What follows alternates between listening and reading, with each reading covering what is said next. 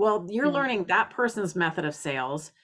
And then you might learn copywriting over here and you're learning that person's, and everyone has a little bit where they'll talk about business, but no one's really talking about how to make all these courses that you've taken, all these skills that you've learned. How do you put those together and turn them into a business? And that's what we call the business of business.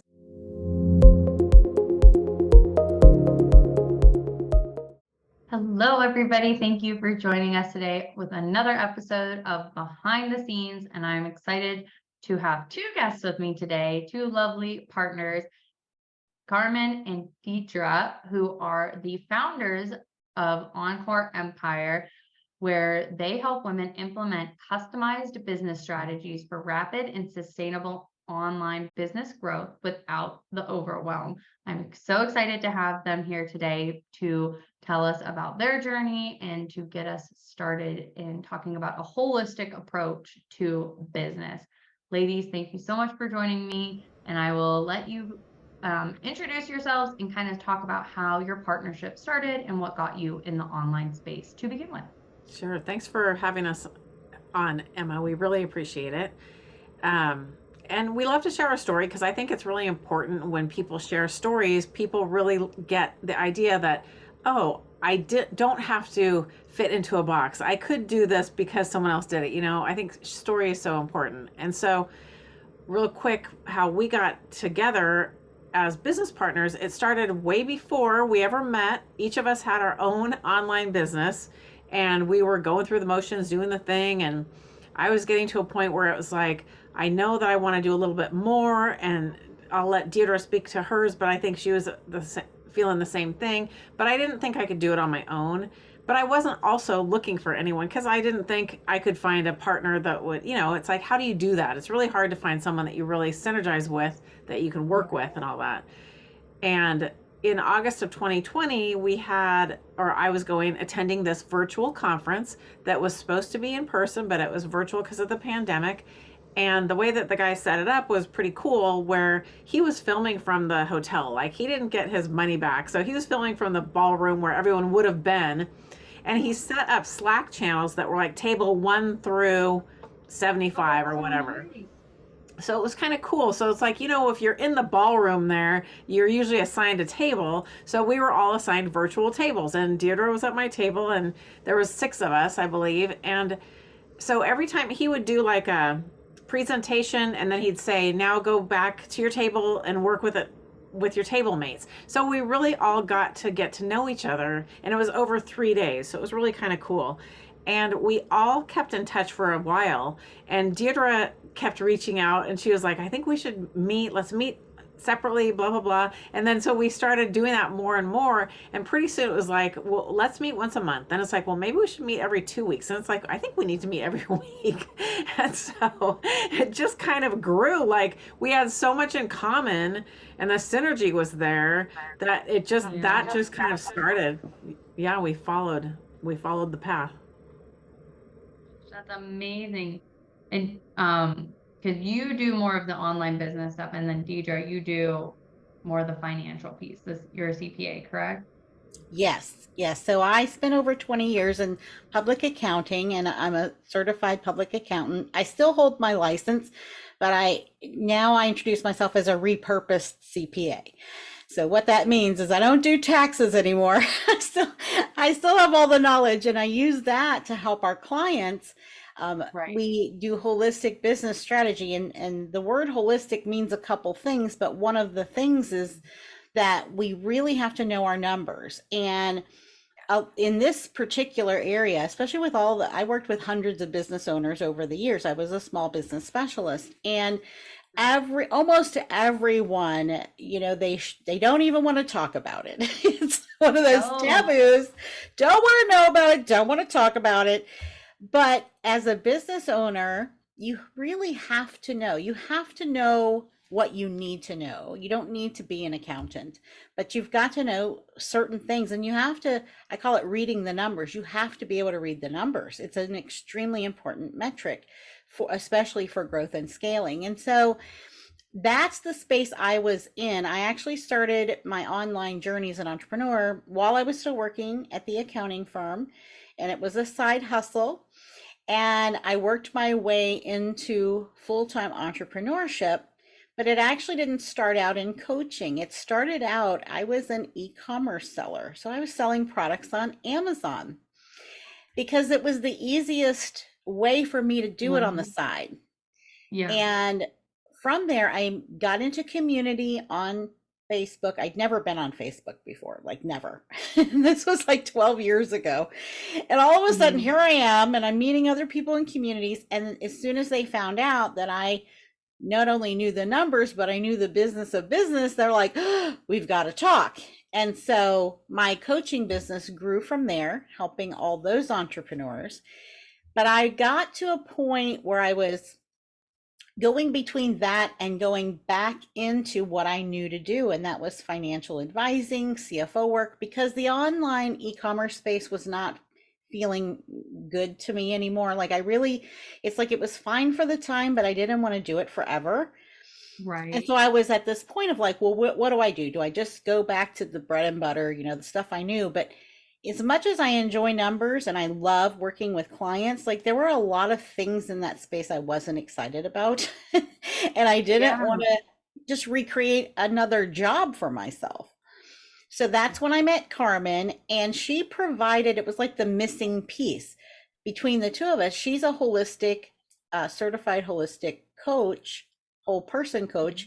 So she had that part of it. And I really wanted to help women over 40, because that was where I was in that space, realizing that because of our generation and how we were taught and grew up in our corporate experience, we were taught to do things in a more of a masculine kind of way. And I was in a masculine field. Carmen was too.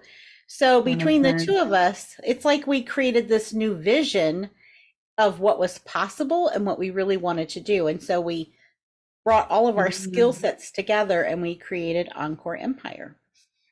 Which I love the name of the business, and I love the whole concept behind Encore Empire. Because I don't hear enough people talking about like holistic approaches. And that's something I talk about a lot to my audience too, because you can't ignore one piece. Like I hear all these coaches or consultants talking about just do this or just look at this, and they're looking at it in a bubble, and they're not, like you said, looking at the numbers or looking at maybe the logistical impact internally with their operations or with their team or their marketing. And so they make these decisions, like you said, in bubbles, or I always call them like accidental entrepreneurs. They want to do something because they're very passionate about it, but they don't understand the business side of it. So is that where you're coming from with that holistic approach? Like I would love to talk more about how you guys approach it in a holistic approach, and what that means for your clients and the people that work with you. Sure. Yeah. And what you said is exactly right. Like when you go to a business coach, it depends on obviously their offerings, but a lot of times they are just looking at one thing. Or if you take a program and you learn how to do sales, for instance, well, you're learning that person's method of sales. And then you might learn copywriting over here, and you're learning that person's, and everyone has a little bit where they'll talk about business, but no one's really talking about how to make all these courses that you've taken, all these skills that you've learned, how do you put those together and turn them into a business? And that's what we call the business of business. And so we are business strategists, and that's the piece that's missing. They're missing the strategy. They have all these things, and a lot of times they have a lot of great things that they've done, but it's not working because none of that says, okay, now this is what you do with that. And that's where Deirdre and I come in. Yeah. And so our holistic approach is we're really high touch. We work with our clients one-on-one. We have a one-on-one program, or we call it 2-on-1 because there's two of us. And then we've also got kind of a self-guided program that we are also high touch in. So what that means is each of our clients has a private channel, communication channel with us. So they're always getting input and answering questions answered and all this stuff constantly every single day. So they're not stuck. Like, a lot of times people will go through a program and they'll say, yeah, I learned this, it was great, but I didn't know how to apply it to my business. Or maybe only some of it applies, but not all of it. So then they don't know what to do with that because they don't know the business of business. And so we work with our clients to help them understand the importance of data and metrics. So, Deirdre's got the financial side of it, and then I'm a certified online business manager. So we help them build the system that helps their strategy and creates something sustainable so that then they know how to do it going forward. I think that's the most important part. And then, the whole person coaching side of it, that brings in the mindset, because mindset is huge. And we're able to look at what's going on with someone and say, is fear getting in the way here? And a lot of times fear is the thing that comes up for people. But if you don't have a coach who understands how to work through mindset and help overcome those things, then you're still stuck in a different way. So we really truly do like a 360-degree service for our clients. Yeah. And I think you bring up a good point of, I would love to hear how both of you have dealt with this, and being that you're a service provider, because this is something I've struggled with in my business, where I see like, as a technically like a third party coming into a client's business, and this is great for other service providers listening, where I give them recommendations, but then I'm not like quote unquote a coach. They don't take as much stock. Like, have you experienced that, or like how have you overcome this? Because you both have said you do services, but you're also coaching them. So kind of how have you overcome, or have you seen this or noticed it in your own work with maybe some pushback, or I don't want to say not respecting your opinion, but they see you more as like an employee in their business. I don't know if that I'm asking that correct, right? But yeah, no, I totally get what you're saying, Emma. And it is it is an issue as service providers, and especially for consultants. And I think a lot of people get confused over, do I need a consultant or do I need a coach? And the difference is, a consultant is there to advise you and then go home. Because that's what I used to do. I was a consultant. And so I would tell them, here's the situation, here's my recommendation, and then, have a nice day. And that's where it ended. And for me, that I was missing the implementation piece, because I was invested in their success. It was just a natural thing. I wanted to see the result. And so as a coach, we get to see the other side, because not only are we advising, so we're really consulting in a way, we also get to teach, because if they have a gap, if there's something, in the business, if you're not a business coach, there's going to be a part of business you don't understand. And so we are teaching, but then we have the accountability piece, where we are then saying, okay, here are your action steps based on the strategy we've laid out. Here's what you're going to do. And then we're following up to say, okay, how did it go?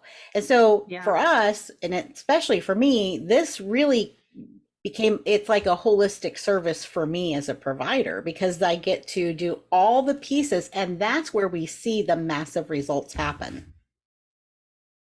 Yeah, which is so crucial. And I think you touched on it a couple of times, that like they get this advice and it's not based on their business, it's based on what this one other person has done, and they are then confused and don't know how to implement, and they are overwhelmed, so they just stop taking action and they don't get results. And that's something I think a lot of people are realizing is a big issue with the coaching industry in the online space, is because some people are not really vested, like you said, in seeing them get results like you ladies are.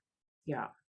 I think that, it's funny to watch or I should say interesting, funny is not really the word, but to watch the way that the industry changes and the tides that get ridden over time.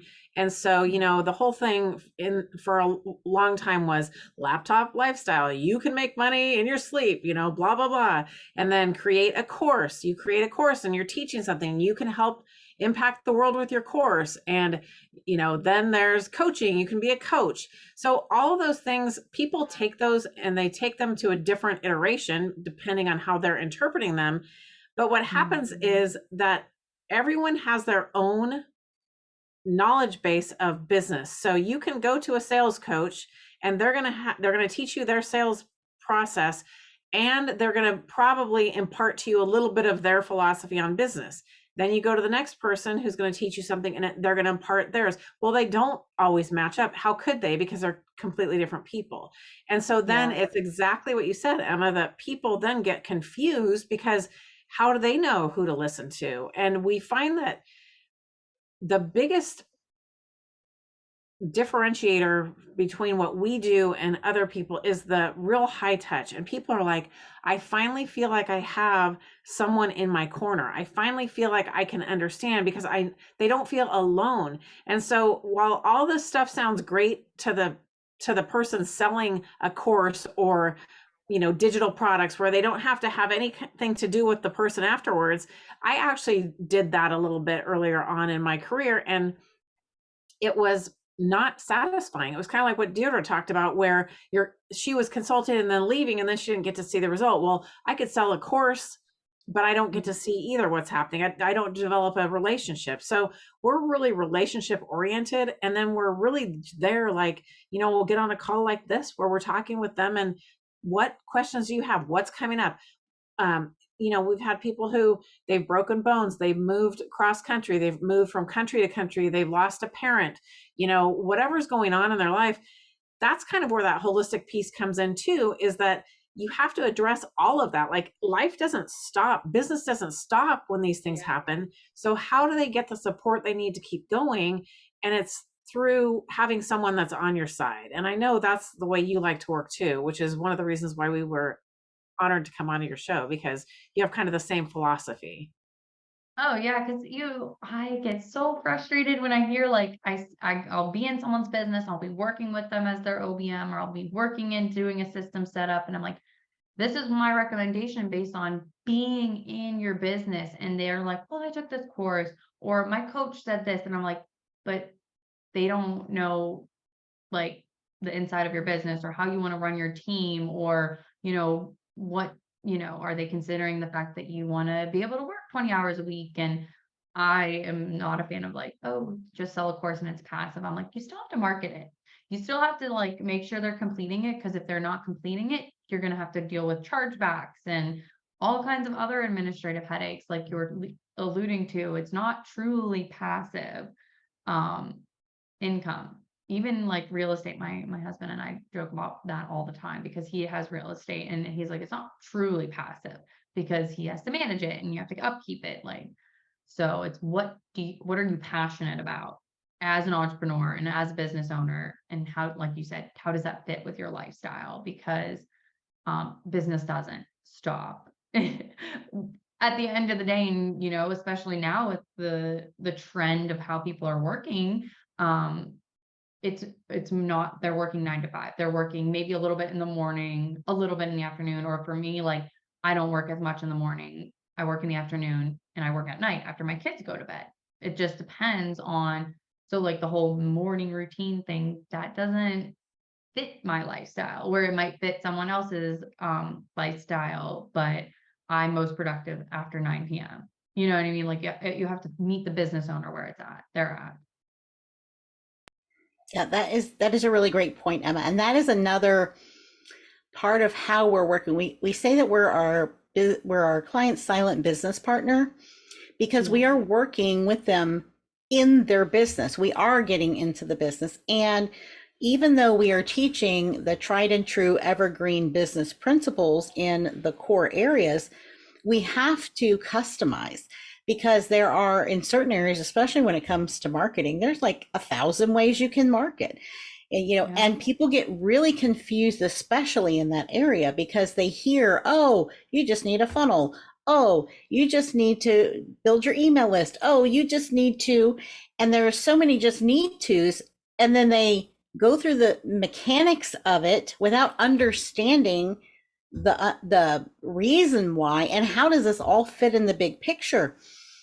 We were talking with a client today, and we have office hours. And so in addition to our one-on-one coaching, we also have office hours so that our clients can pop in, and then they can ask, because some things you just got to talk it through, like, going through a chat channel. So in some cases it's not as effective. And so she was saying, she said, she's taken so many courses and worked with so many coaches.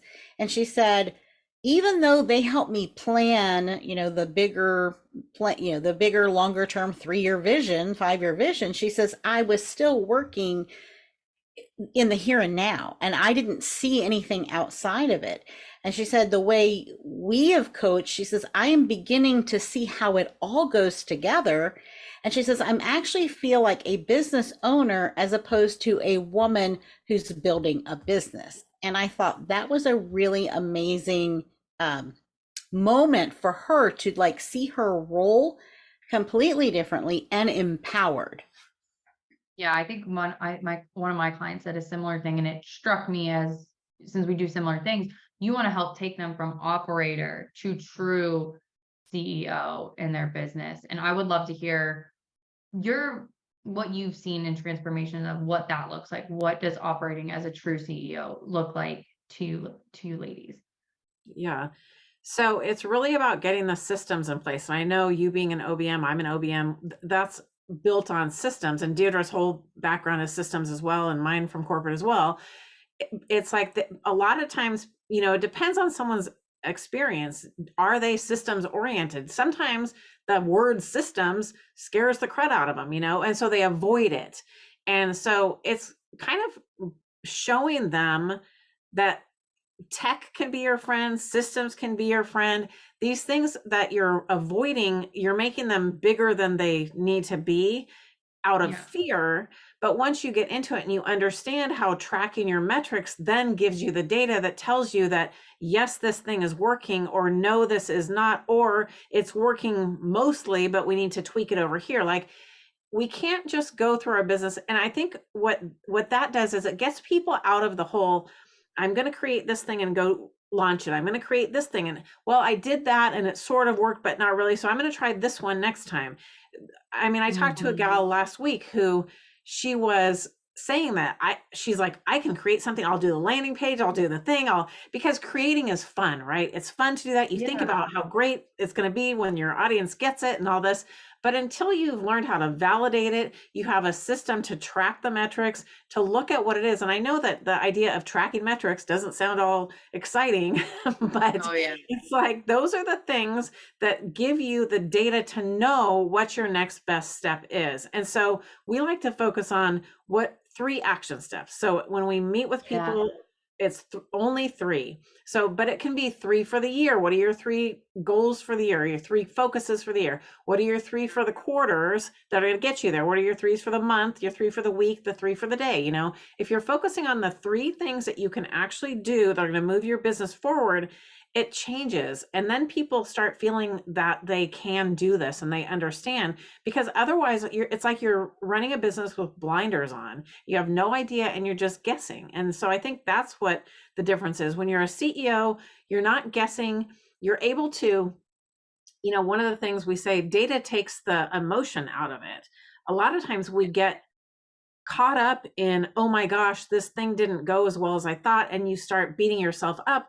Well, it could have been a great thing, or it still is a great thing, but you are looking at it emotionally instead of the latent gathering data to tell you. And so I think that's the difference. It's when people learn how to work with those systems and they understand that those systems are their friends, then they become the CEO. And it's a CEO mindset instead of a lot of people still have an employee mindset when they're starting a business for the first time. What has been their experience? They've been an employee for so many years. So we need to shift out of that. Like, no one's going to tell you what to do. You need to have the framework to know, what is my strategy? Why am I doing something? And is it working? And then you become the CEO. Exactly. I think they bring tried and true, because data, I think a lot of business owners, especially female business owners, we talked about the masculine piece of it. And a lot of women operate from a feminine energy space and just all of that. And they put so much emphasis on the data, or I've noticed they just make it a negative. And I always have to tell them, like, data is neutral. It is a fact. It's a data point. It does not have to mean good, bad, or anything other than, this is the data. This is what it says.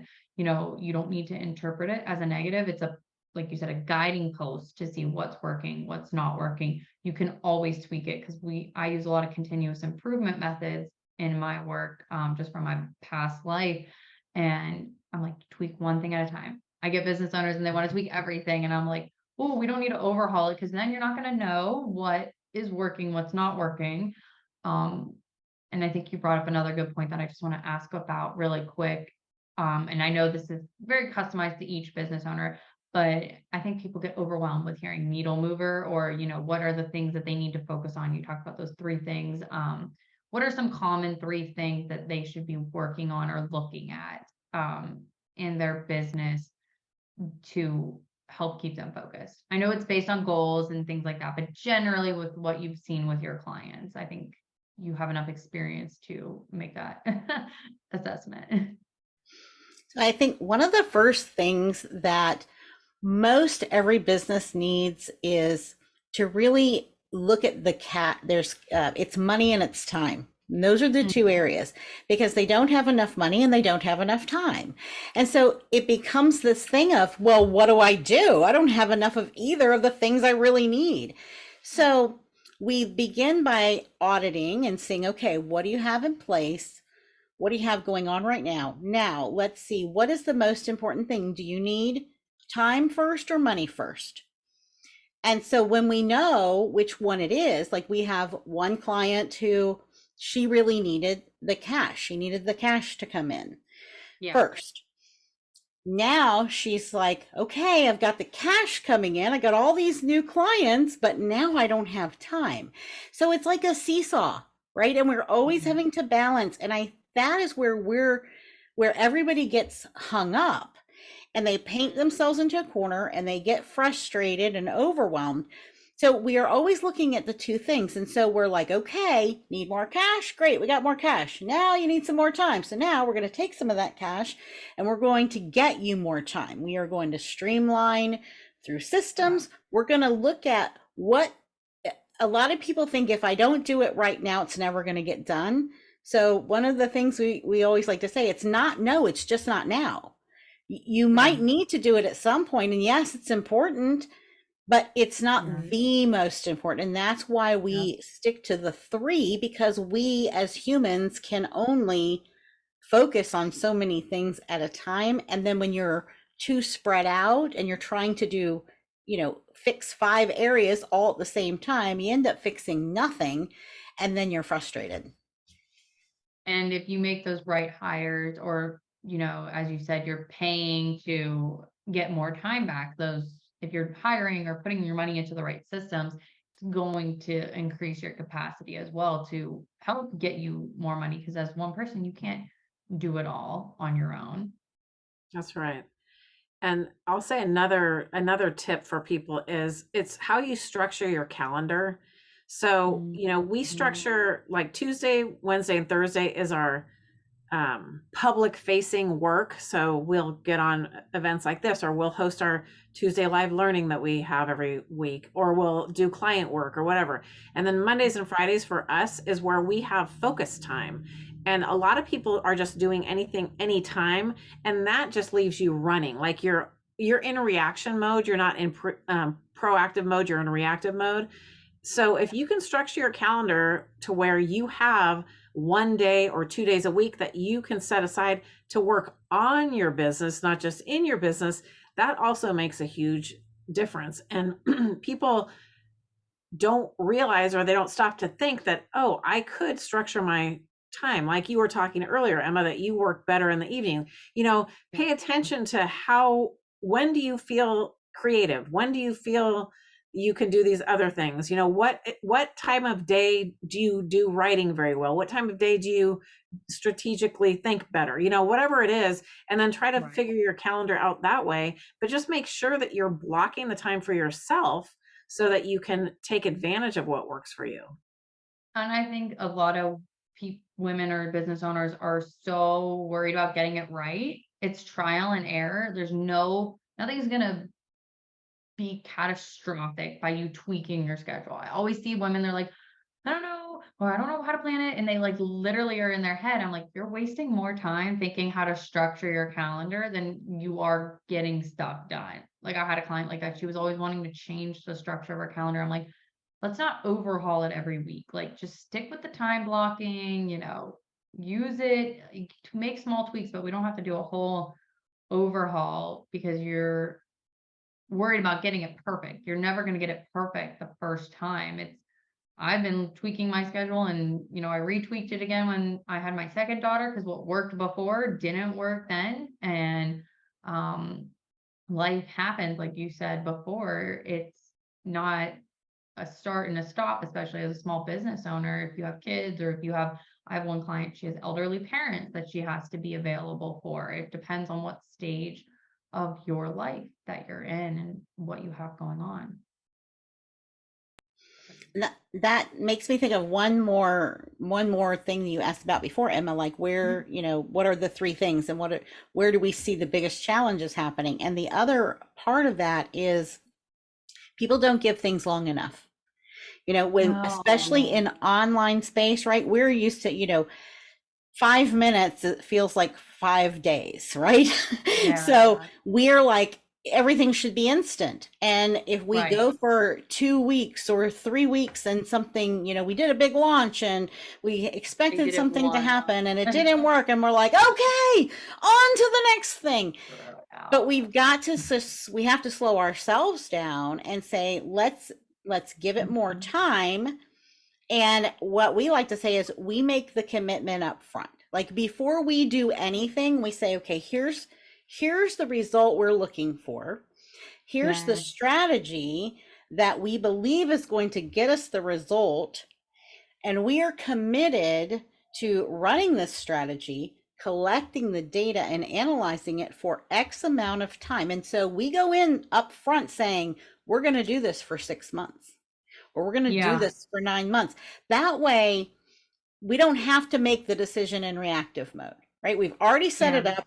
It's already part of it. We're like, we're doing it regardless. It could be a complete and utter failure first go around, right? But we're going to that gives us the information we need to then change the things to make it successful. I say that a lot with my daughter now. It's just like, nothing is a failure. It's learning and data that you're getting out of it. It's not a failure, because so many people attach such a negative connotation, which I totally agree with what you're saying, but I'm just like, my clients live it so paralysis of like, I can't fail. I'm like, it's not a failure. You're learning, it's seeing what works and what doesn't. And it's not life or death in the online space. It's not like you're a doctor. Someone said that to me one time, and it just stuck with me. It's like, you're not a doctor. You're not a lawyer, dealing with someone's life or their potential, it's not life or death. It's okay. It's okay. You're not going to hurt anybody.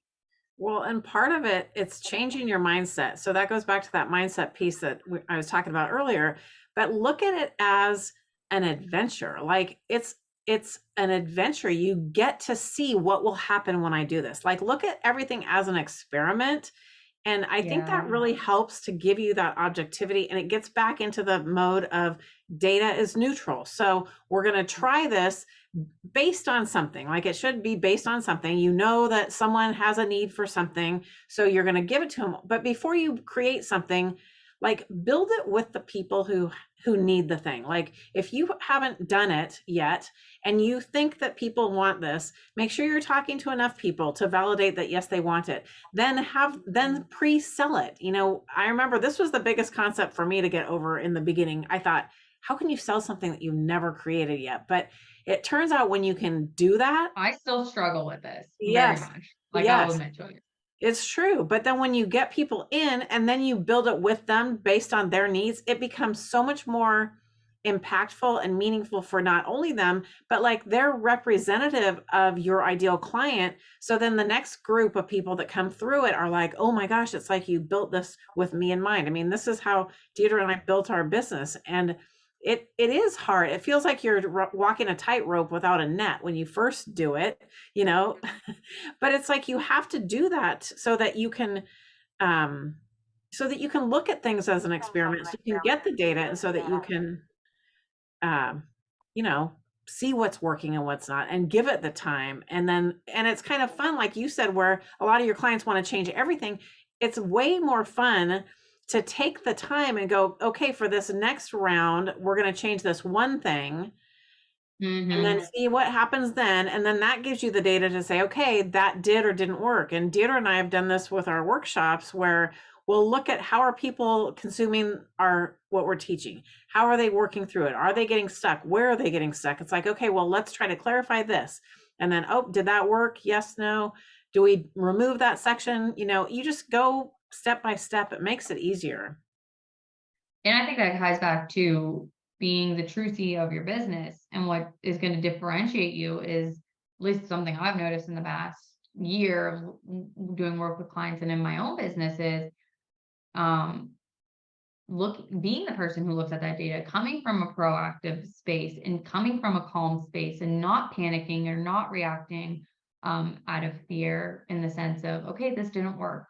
Neutrally, what are we going to do? That's really putting you also in the operator and the CEO chair of your business, where a lot of, not a lot, but I tend to see it be, like you said, they're reactive. They're not looking at it neutrally. And, you're putting yourself in a place of power, not in a place of, scarcity or fear or anything of that nature, going back to the mindset. But I think those are such good points. And I would like to transition into one more question that brings up is there anything, or what's one big key takeaway you would like the audience to know, or takeaway that we've already talked about, or if there's something we didn't talk about that you thought of, like, oh, we really want you to walk away with this piece of advice or takeaway? So we like to say that there's power in asking questions, right? There's power in asking other people questions, especially in our, whether you're a service provider, consultant, coach. So we're asking other people questions, but we can use that same method for ourselves, and we need to ask ourselves certain questions. And one of those questions that I've always used to help all of my clients and myself is, first of all, recognizing that I am not my business. My business is a separate entity, both legally and as an entity. It's recognized as a separate entity. And so then I have to mentally say, I am the CEO of this company, but I am not the company. And then to ask, what do I need? And then what does the business need? And when you can begin looking at it that way, it removes emotion, but you're going to begin to look at your business differently, and you're going to go, okay, what does this business need? And that's where strategy comes in. And then what do I need as the CEO? And a lot of times it is the education. It's understanding where your gaps are. Maybe you need a certain skill, and you need support. So when you can separate the two, that's how you can make decisions from a place of intention, as opposed to just, and we have our intuition that comes into it, especially on the side of what do we need, but it helps you separate and say, what does that business need? So the separation between the two, I think, is the really big mindset shift that helps you think like a CEO. True. It's so good. Such a good point, because I think it's more of a feminine thing that happens, because my husband, he never has that problem. Like, I've struggled with that even in the beginning, and he's never had that problem. He's like started 3 businesses, and he's never like super emotionally invested, like where I'm like, oh my God, they said no, they don't like me, because it's such a feminine energy thing to happen. And I'm an Enneagram too, so I'm always like, oh, they don't like me. It's me. It's not my business, kind of thing. So I think that's a good point. Yeah, definitely. I mean, I think that, what's happening when we do that, when we follow our emotions, is we are interpreting the data incorrectly, because we're not letting the data be neutral. We are projecting onto something, and that's coming from inside. That's coming from our fear. It's not coming from the neutral data out there that says, you took a step and you got one step closer to this. I mean, data, honestly, that's the, like, lean into that.